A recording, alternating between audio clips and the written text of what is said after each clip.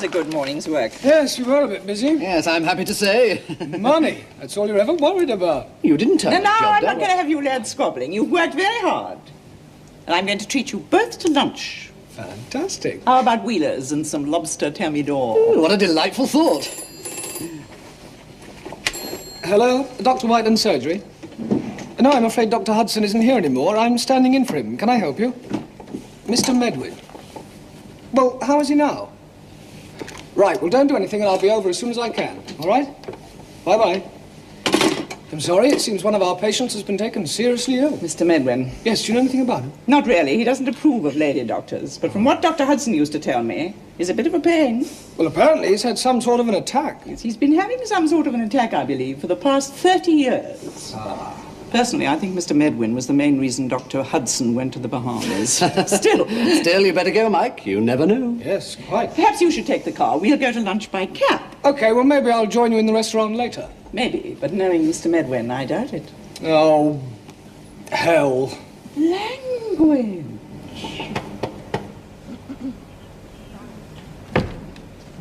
The doctor. Good afternoon, Mrs. Medwin. Miss Medwin. I am his sister. Oh, I'm sorry, Miss Medwin. Tell me what happened exactly, this attack he had. I don't know. Terence was with him at the time. Terence? His son. Oh, I see. Do you all live here? Good gracious, no. It would have been his birthday tomorrow. We all came here to celebrate it with him. I think it's a strain of having so many strangers around that brought it on. His own family are hardly strangers, Mrs. Jenkins. Anyway, it's lucky we're all here to see that he's looked after properly. If you're wanting anything further, Doctor, you have only to ring for me. He's had heart trouble for years, Doctor. Lord knows how he survived so long. I'm good for a long time yet, woman. Get out! I want to talk to the doctor.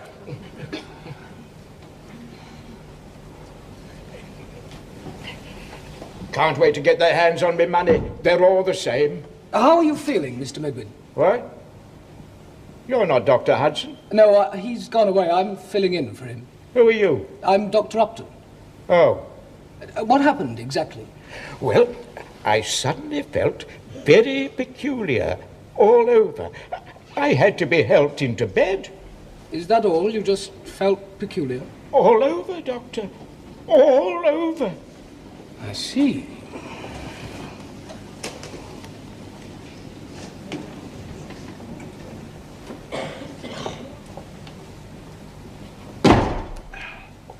Must you? Why not? I'm not paying for it. The doctor's with your father now.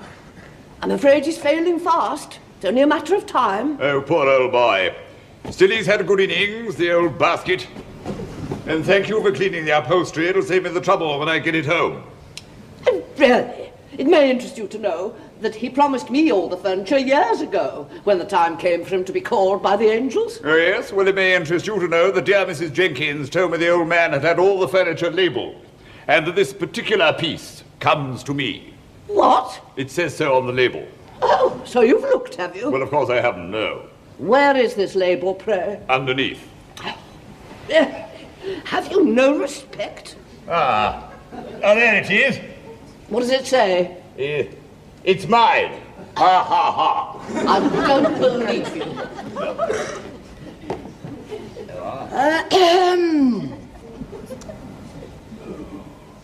You can tell me the truth, Doctor. I can take it. The truth is, Mr. Medwin, I can't find a single thing wrong with you. As far as I'm concerned, you're as sound as a bell. But my heart. Well, from what you said, your attack consisted of you feeling faint and going to bed. I expect you just got a bit overexcited, what with your family being here. But don't worry, you'll be all right for your birthday tomorrow. But aren't you going to prescribe something for me? No.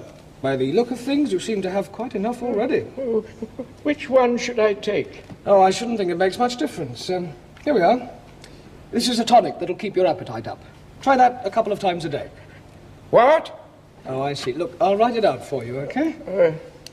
Believe me, you're not ill. But if it makes you any happier, I'll call back later this evening. Meanwhile, just take the tonic, all right? If you say so, Doctor. I only hope you know what you're doing. Now, what does it say? Ah, Mike, there you are. You missed a delightful lunch. Oh, don't worry, I managed to grab a sandwich on the way back. Was it a nice sandwich? No. Pity. Coffee, Dr. Upton. Oh, thank you, Jarvis. How was old Mr. Medwin? Oh, he was quite all right. Hadn't had an attack at all. Dr. Hudson used to end up having to prescribe him some harmless tonic or other just to keep him quiet. I know, he had more bottles there than an off-license. Hello, Dr. Whiteman, surgeon. It's a pity you couldn't have joined us for lunch, Mike. You could have shared our lobster. It really was delicious. Well, thank you for telling me. Delightful. Still, that's the price you busy young doctors have to pay. Yes, I know. I wouldn't mind, except that old fake was as fit as a fiddle. Mr. Medwin has just died.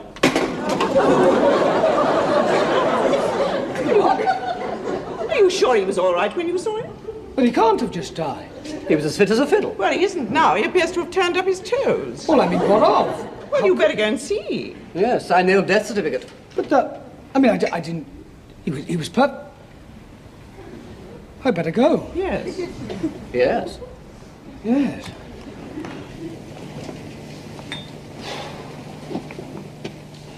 Well, what are we waiting for? Dr. Upton. Ah, you're Dr. Upton. I am Terence Medwin. Have you been in to see him? Yes, I'm afraid he's gone. But not forgotten. How do you do, Doctor? David Weintraub, solicitor. How do you do? Got the will. What? They didn't waste much time, did they? Well, actually, I think they sent for me before they sent for you. What a tragedy. What a tragedy. My wife, Joy. All this has been a terrible shock to all of us, a terrible shock. We're very grateful to you, Doctor, for all you've done. But I don't expect there's any more you can do now except sign the old death certificate. Please don't talk like that, Terence. Have you got the form, Doctor? Yes, I have. Then sign away, Doctor, sign away. And we'll all bid you a cheery good night as you hurry home from this house of doom. Terence! Something wrong, Doctor? Oh, no, not really. It's just that I'm not absolutely sure about the cause of death. Surely it was his heart, wasn't it, poor Well, of soul? course it was his heart. We all know he's been suffering with his heart for years. Well, I don't know that. But I am telling you. It was his heart, all right, God rest him. Well, I'm sorry, but... Dr. Upton, he's dead, isn't he? That's all that matters. So you just sign that little chitty and Mr. Weintraub here can tell us who gets the loot. Look, I'm sure this must all be most distressing for you, but I'm afraid I'd rather not commit myself. I can't sign the death certificate. What? For God's sake. But you must, mustn't he? Not if he has any doubts. So what happens now? Have to be a post-mortem. Quite usual in cases of sudden, unexpected death. Unexpected? We've all been expecting it for 30 years. Does this mean you can't read the will? Well, yes, I can read the will if you like, but in the unlikely event of death being found to be due to unnatural causes... Please read it. All this is quite distasteful enough without that sort of remark. Oh, all right. It looks as if they think someone did the old man in. Don't be silly. So this is where we find out who had the motive. I, Thomas William Medwin, being of sound mind, hereby give instruction that my property and possessions should be thus distributed after my death. The furniture and contents of my house shall be shared according to the labels fixed thereunder too, between my sister Grace Emily Medwin and my only son Terence Thomas Medwin. The remainder in its entirety... Yes? I feel I must warn you at this point that this testament having been drawn up without the benefit of legal advice, there may be certain objections in law. Get on with it! Yes. The remainder in its entirety I herewith bequeath to my doctor. Good God!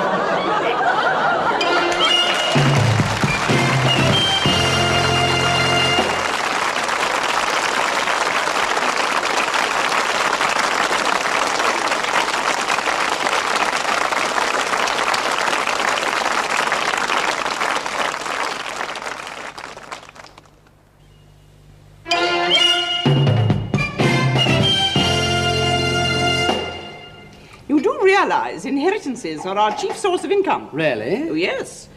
The snag is most of our old codgers are so well bred they last for years. I've often thought of trying to nudge some of them into the crematorium. Saw through their wooden legs or something. Mike's been a hell of a time at the post-mortem. You don't think they kept him in, do you, for doing the old boy in? I sincerely hope not. It would be most inconvenient. Ah, here he is. Where are the handcuffs, Mike? Any chance of a cup of tea? Tea? I should have thought you'd be on champagne. What? Oh, with all your inheritance on the way. Oh, that's not mine. He meant Dr. Hudson. He left it to his doctor. As far as the law is concerned, you're his doctor. Well, whoever gets it, I'm glad it won't be any of those creepy relatives. You know, I'm sure one of them thought they were going to clean up and did him in. He was murdered then? Well, they don't seem to know what it was. Well, does it look fishy? Sort of. They found something a bit sinister in his stomach. Bullets? No. A small trace of strychnine. Strychnine? Really? Well, that's hardly surprising. Old Medwin's been stuffing himself with strychnine and iron mixture ever since Hudson first saw him. Has he? You knew that. You gave him another lot the other day, didn't you? Did I? Yes, you remember. You said he was perfectly healthy.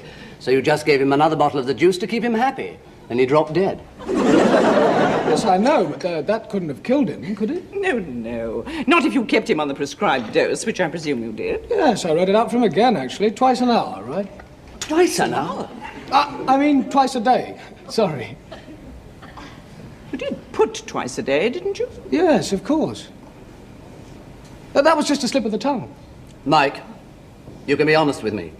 Don't be ridiculous. I wrote it for him again. Twice an hour. A day. Yes, I think I'd have done the same for 50,000 quid. What? 50,000, that's what Dr. Whiteland says he's worth. Wow. No wonder those relatives gave me a funny look. It wouldn't surprise me if Terence did him in. Old Medwin's son. I'm sure he... Oh, you're just trying to direct suspicion away from yourself. I think you've both been reading too many Agatha Christie's. Dr. Upton, there are two persons to see you. What's wrong with them? They are policemen. Policemen? They say they want a few words with you, Dr. Upton. Quick, hide in the loft. I'll have a horse round the back in 5 minutes. You better speak to them. It's only a routine inquiry. Dr. Upton? Yes. It's only a routine inquiry, sir. Is it about Mr. Medwin? Yes, it is, as a matter of fact. I'm Detective Sergeant Holmes. Holmes? Yes, Holmes. And this is Constable... Watson? Congratulations, sir. You are the 1,000th member of the witty public to crack that one this year. Sorry. Oh, don't apologise, sir. I find it highly droll. I'm sorry I haven't got my big curly pipe and my funny tweed deerstalker hat. Alas, I have forgotten them. Now, unless you have any more literary quips for us, perhaps we could be left alone with Dr. Upton for a few moments. Yes, of course. I'll see you back at the digs, Mike. Call in and see us at Baker Street sometime. Good luck. May we sit down? Yes, yes, of course.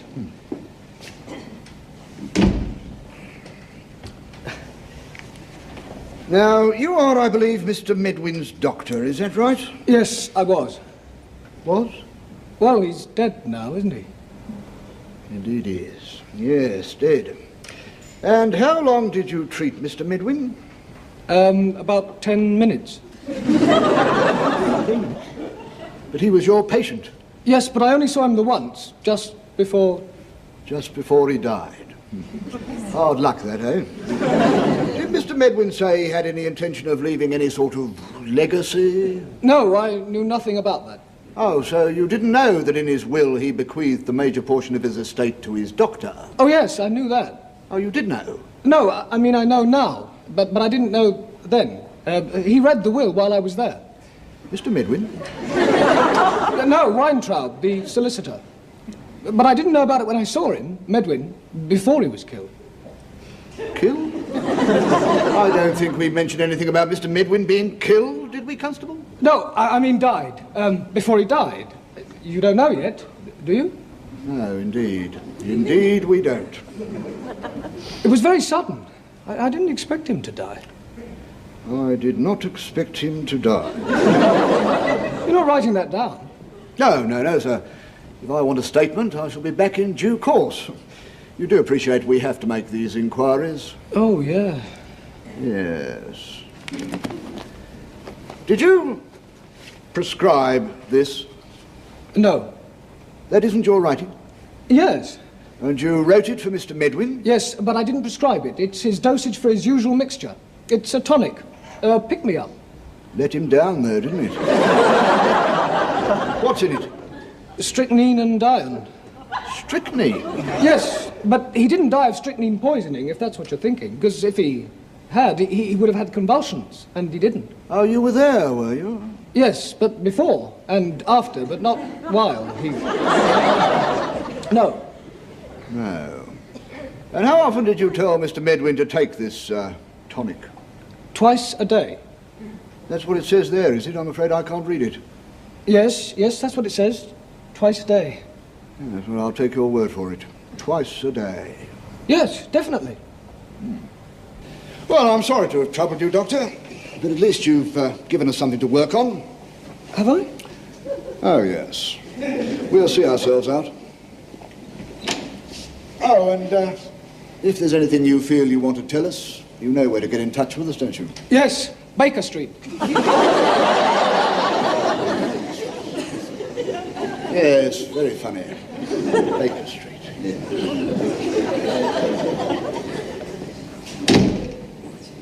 They think I did it.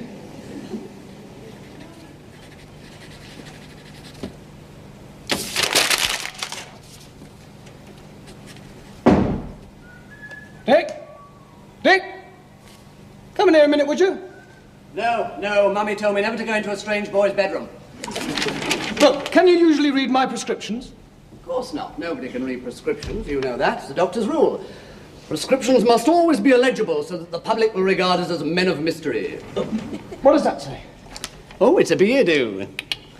Twice a day. Oh, you're not still worried about that, are you? Well, the police are. What? I'm sure they think Medwin couldn't read my note and took an overdose. Oh, nonsense. And what's more, I'm not even sure they don't think I did it intentionally. Well, they don't know Medwin was bumped off, and if he was, why should they think it was you?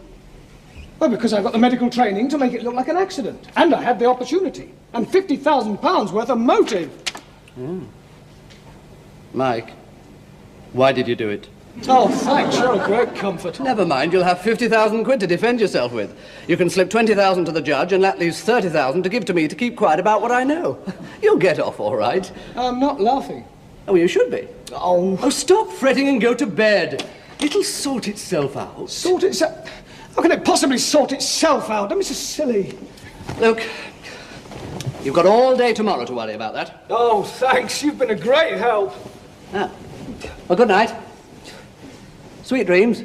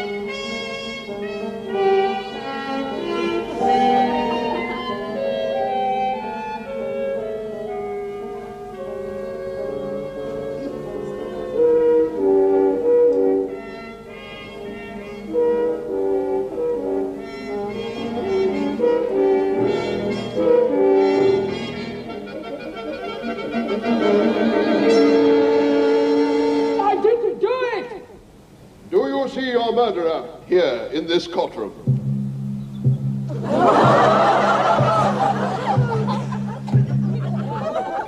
No! No! No!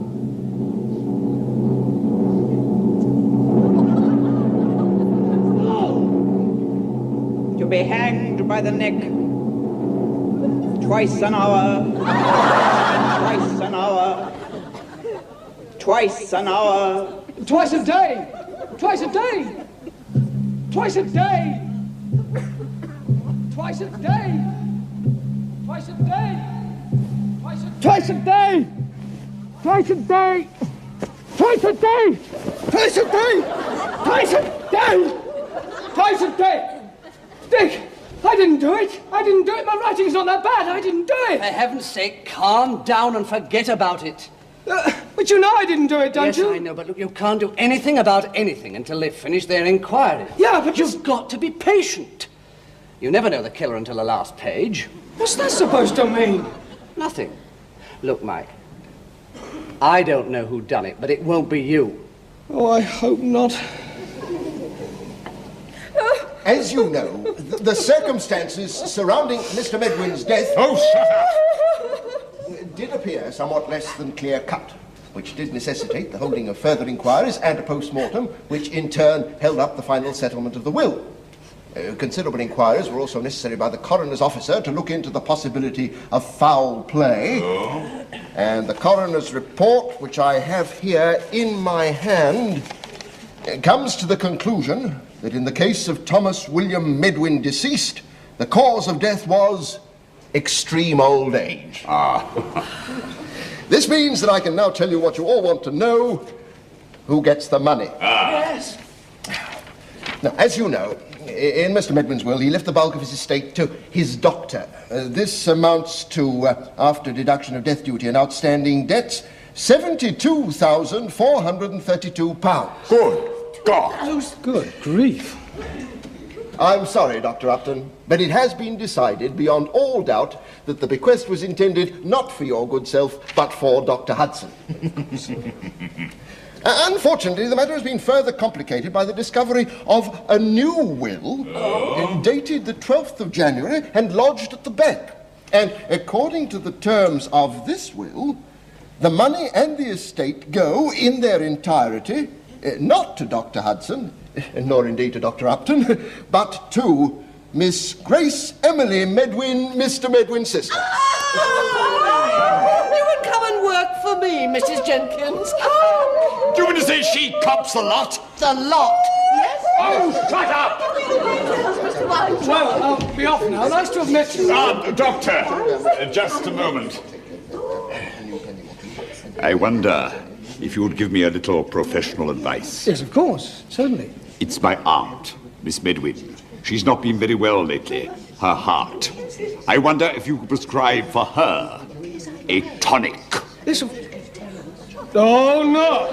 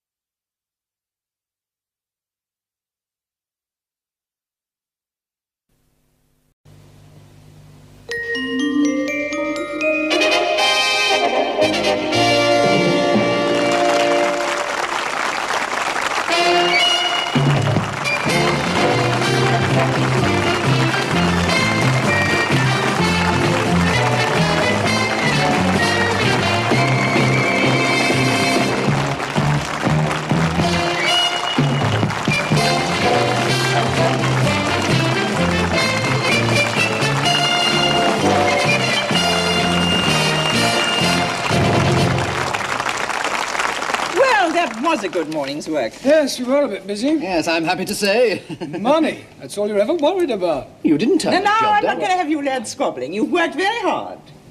And I'm going to treat you both to lunch. Fantastic. How about Wheelers and some lobster thermidor? Ooh, what a delightful thought. Hello, Dr. Whiteland's surgery. No, I'm afraid Dr. Hudson isn't here anymore. I'm standing in for him. Can I help you? Mr. Medwin. Well, how is he now? Right, well, don't do anything and I'll be over as soon as I can. All right? Bye-bye. I'm sorry, it seems one of our patients has been taken seriously ill. Mr. Medwin. Yes, do you know anything about him? Not really. He doesn't approve of lady doctors. But from what Dr. Hudson used to tell me, he's a bit of a pain. Well, apparently he's had some sort of an attack. Yes, he's been having some sort of an attack, I believe, for the past 30 years. Personally, I think Mr. Medwin was the main reason Dr. Hudson went to the Bahamas. Still, you better go, Mike. You never know. Yes, quite. Perhaps you should take the car. We'll go to lunch by cab. Okay, well, maybe I'll join you in the restaurant later. Maybe, but knowing Mr. Medwin, I doubt it. Oh, hell. Language.